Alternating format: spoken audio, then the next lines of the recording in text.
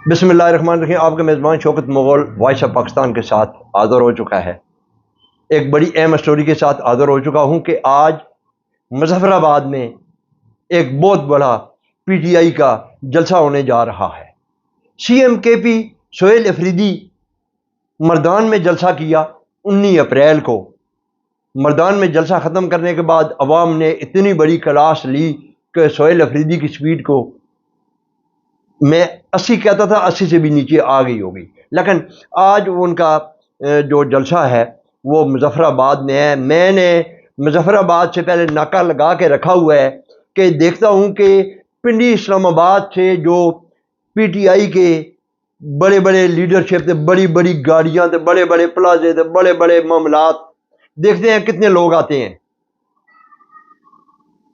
P T I والوں، اب آپ نے ثابت کر دیا عمران خان کو 3 سال جیل میں ہونے کو جا رہے ہیں۔ 4 سے 5 ماہ ہو چکے ہیں عمران خان کی ملاقات تک نہ ہو سکی۔ عمران خان کی اپنی بہن اڈیالہ جیل کے باہر اکیلی بے یار و مددگار ہوتی ہے۔ میرا سوال ان لوگوں پر ہے جو لوگ بڑے بڑے انویسٹر ہیں، جو لوگ قبضہ مافیا ہے، پراڈو مافیا ہیں، پلازا مافیا ہیں، وہ لوگ کہاں پر ہیں؟ ان ووٹروں سے میں درخواست کرتا ہوں کہ ایسے لوگوں پر کڑی سے کڑی نظر رکھی جائے۔ یہ لوگ اپنے اندر چھپ کے بیٹھے ہوئے ہیں، باہر نکلنے کا نام تک نہیں لے رہے ہیں۔ ایسے لوگوں کی، ایسے لیڈروں کی، ایسے کھمبوں کو اپنے اوپر مسلط کرنے کی کوشش نہ کیجیے۔ یونین کونسل سے لے کر ایم پی اے سے لے کر ایم این اے سے لے کر وزیر اعلیٰ سے لے کر وزیر اعظم تک اب عوام اتنی سمجھدار ہو چکی ہے۔ آج کل کے دور میں ایک ووٹر، ایک ورکر بڑے بڑے پلازا مافیا کو بھی سلام کرتے ہوئے بھی نفرت اس کو آتی ہے، کیونکہ ان لوگوں نے مال بنایا ہے۔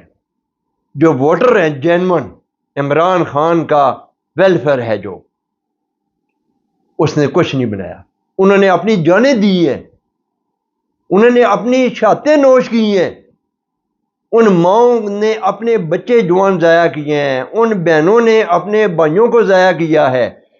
لیکن ان لوگوں پہ میں 1 کروڑ مرتبہ اگلا لفظ میں کہنا نہیں چاہتا ہوں کہ جس وقت آج عمران خان آئے گا تو بڑے بڑے جناب وہ سامنے پراڈو مافیا باہر آ جائے گا، وہ میرا وقت یاد رکھنا، وہ لوگ 10ویں نمبر پر ہوں گے۔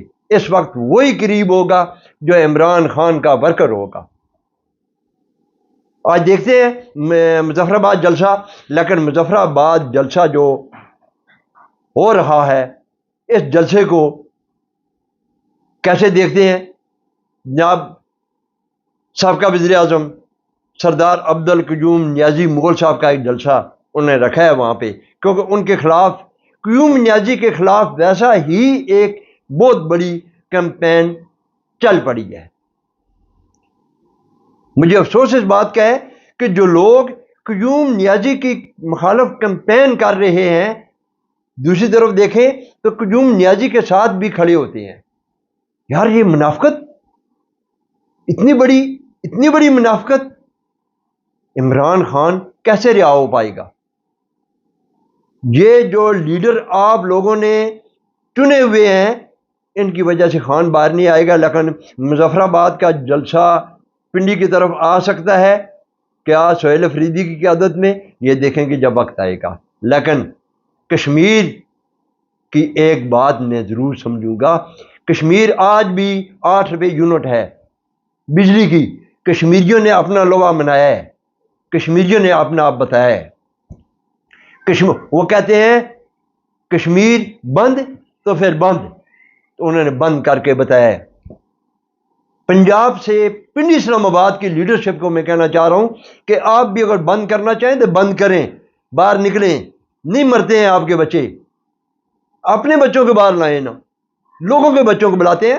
میں یہاں پر اسلام آباد کی یونین کونسل کے لیول تک بھی میں آپ کو بتا سکتا ہوں کہ لوگ اپنے بچے باہر نہیں نکالتے ہیں۔ लोगों को, बच्चों को बाहर निकालते हैं।